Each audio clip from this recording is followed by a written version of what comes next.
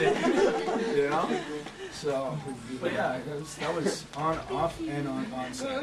And to answer your second question, we all are, auditioning for, new projects, and we all hope that you see us, more and more, in many more projects, because our hearts are in this, all of us.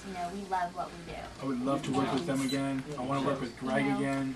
Like Greg's amazing. Bruce is amazing. He's amazing. And I loved working with these guys so much that when we were done, I came home and had a movie deal and went and shot a movie in New Orleans over the summer, and everybody came down. And Chris was in it, and Monica is in it, and Nisha. Supposed to be in it. That young girl Katrina showed up. Yeah. We're not in the middle of filming. We were 3/4 of the way through filming in the French Quarter in New Orleans, and a hurricane came, the largest natural disaster in national history, and wiped our sets away. But we're gonna go back. We're gonna finish in January. But it was like when I sat down, I said, "Well, I have to cast this film." It was just automatic. So I just want to have my friends there. They're great talents and great characters. And Boom's in it and Piggy's in it. Yeah. I think the biggest comparison you can make in the film industry is like you watch movies like old school, Starsky Hutch. You know what I mean? No, I mean like Classics. Classics. Old time classics. You know what I mean? And Wedding Crashers. It's the directors, and they have like Vince Vaughn, Ben Stiller, and they work with the same cast, and it's like. When you're in the film industry, if you can build a family, and I'm not saying keep it within, go ahead and get outside. But when you build a family of like having a director, a producer, a camera guy, a lighting guy, an actor, that you don't even half the time if we're on set working together on another project, Greg's like, Chris, and I'm like. There's no words there, and after a while, when you got to, and that's how it is. Like when you get to, some certain points in SPD and certain points in other projects, you can just. That's your Buckaroonies, though. We'll be doing an action flick together. I want to be an action hero. Actually. No, when you. Good guy or bad guy? Good guy. Good guy. I would love to play a bad guy. I like Nicolas Cage in Face Off. You know what I mean? You know what I mean? When you said the point, which is another thing that you guys may see as being a difference. We tried really hard to have more production value. There's more sets, there's more characters, there's more makeups, more creatures, spaceships, everything. But the thing is, we still had the same amount of time. But what these guys brought to the table is they learned their characters so well that there wasn't a lot of, every time we got to set, it wasn't like, okay, you would probably do this and you need to do this and look like that. They just brought it to set, which, every minute counts, and it opened up so much more time to stick so many more things in there. So we were able to sneak in, like the A-Squad Blue Ranger being an alien, and having all these, and have extra robot dogs and all kinds of crazy stuff, because it allowed us more filming time, because we weren't doing like 20 takes, or we weren't spending 45 minutes explaining the motivation of a scene, because they knew it. They had it. Any more questions? Questions? You're on weekend. We have to speed it up. No, it's about 20 minutes before someone else is going to need the ring. So. Okay. I personally agree that over the 13 years, this is easily one of the strongest casts. Yeah. I mean, there isn't a single person in the cast that didn't do a great job.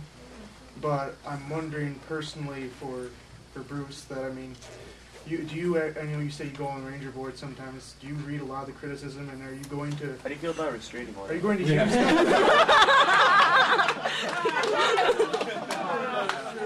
I'm saying, are you using that, like, taking that constructive criticism to heart and using it for next year? Well, I listened to it. I thought about that actually on the way up here on the plane.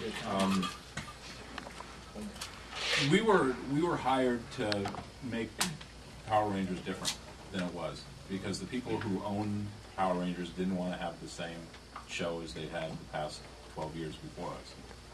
And so they brought us in, and I was thinking like the comparison of like, if we're painters and so you hire us to paint your house blue, the neighbors all say, well, we want it red.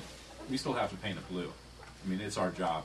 So we designed the show the way that the people gave us input. So we're going to continue that. I do hear things. You know what? For me, and I haven't even talked to Greg about this, to me, the Sam Omega was our biggest mistake. And it wasn't a mistake, you know, we just made a choice and it didn't work out the way we wanted it to do. Sam? Yeah, it didn't work out. I would never have a helmet head straight Ranger again. It just didn't work out for us, and it's like, you know what, it's our bad, and we did it, and we lived with it, and that's what it is. We do hear stuff, a lot of the stuff that, you know, somebody says something in the beginning of the year, oh, they've gone over budget, and that's it. Now everybody thinks we're over budget. We were never over budget, ever. I've never been over budget in 27 years in this business, and this wasn't going to start. And so, and then people, you know, they build on it. It's like the game of telephone. And people talk about it, and then all of a sudden we've created this big monster, and we don't know how to run a show or produce it, and it's just not true. Yeah. And these things were choices, and we made a choice that didn't work out, and we'll take responsibility. Well, we do listen to things, but like a lot of times you guys make great comments, but we're filming episode 27, and we're watching episode 1, so it's like, well, we can't do anything. Don't put the tape in yet. It's like, you know, where were you? It's like we have a staff, and, you know, we have like 2 or 3 people. You watch shows like Desperate Housewives, and they literally have 18 producers, and then, you know, 6, 7 more writers. We had Greg and me, and we had Jackie, and we had John Telligan, and that was it. And that's small. And Greg really hadn't written for TV before, and we got him writing. And he did a really nice job and wrote, I think, 3 episodes for it. 3. And, but is it? I wrote Beginnings Part 2, 2, Boom, 2, and Boom. And Boom. Oh, wow. Nice. And, you know.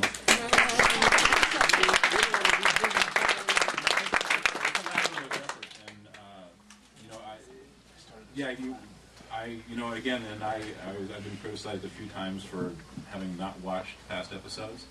I have watched a couple since that, but only a couple. I mean, there was 500 before me, and I don't have the time.